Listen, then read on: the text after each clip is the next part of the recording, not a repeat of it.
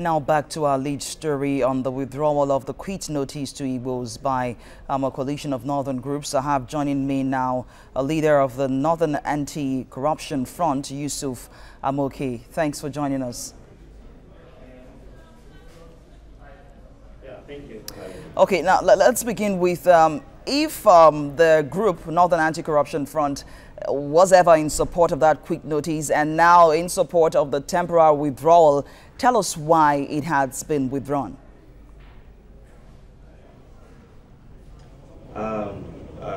It has been in the news that there was, of course, a Kaduna Declaration, which the Kaduna Declaration was made basically because of the confrontational and abusive nature of the agitation of the young man called Kanu for self-determination of the people of the Igbo extraction.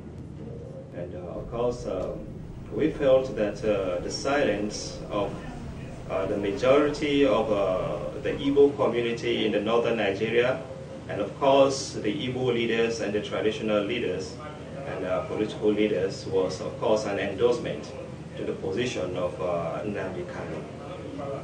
So with that, we felt there was need for us to break the silence and make it very clearly that no region or individual has monopoly to violence.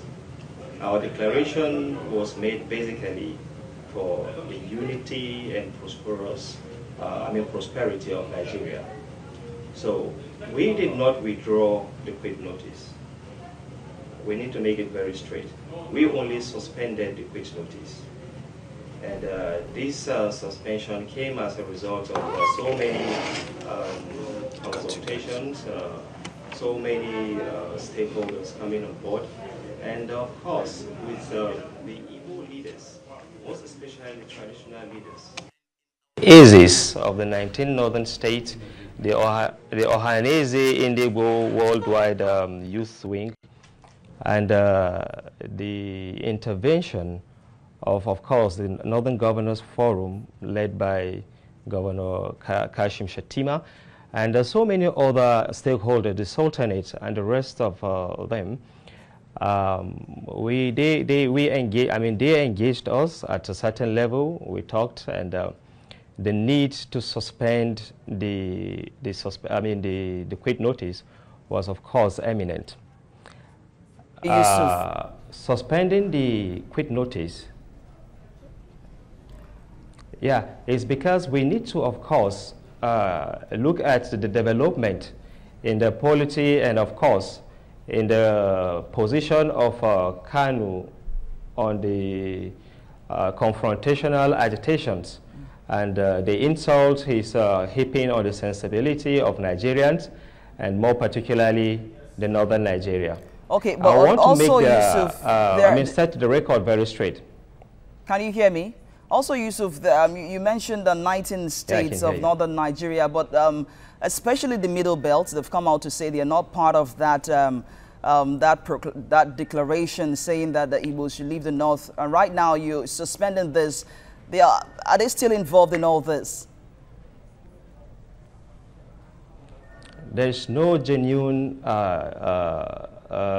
organization from any part of the north that declared not to be part of the Kaduna Declaration, because it was an all-encompassing process with a lot of consultations and with the voice of more than 90% of northern people that declaration was made.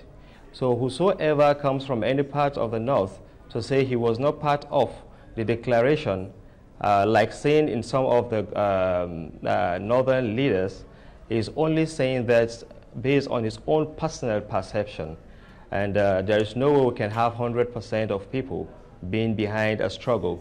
But I want to assure you that more than 90% of the people of the north were part of, were in support of the declaration, and not just the northern Nigerian people, the southwestern people, the south people, so many of them came out openly and they were part of the declaration. Okay. And like I said, I want to set the record very straight. The declaration was meant in order to douse the hate speech and to take away the armed struggle that Nnamdi Kanu threatened Nigeria with. And this struggle we're doing is for the unity and a prosperous Nigeria. You also we have asked never been violent. We do not intend to be violent. You also asked for a referendum for the Igbos to determine their future in Nigeria. Yes, of course. Nigeria is a signatory to the United Nations Charter of self-determination.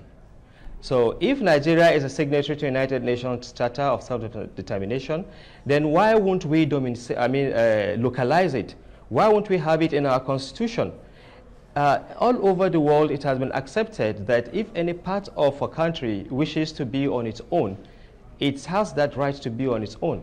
But what we're looking is, at is the approaches of Kanu is detrimental to the survival of Nigeria.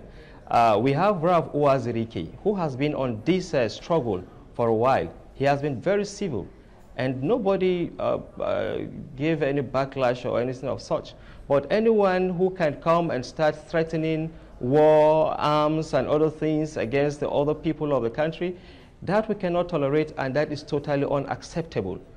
So not only the Igbo nation, any part of this country that feels it's not wanting to be part of Nigeria, we should have a smooth exit through a constitutional means, and that is why we're calling on the federal government through the National Assembly to insert an exit means for whosoever or whatsoever group that wishes to have a self-determination, in order not to plunge the country into whatsoever crisis or war or killings. The one we've had, I think enough is enough. So we are agitating for one united and prosperous Nigeria. Thank you so much for your time. We appreciate you.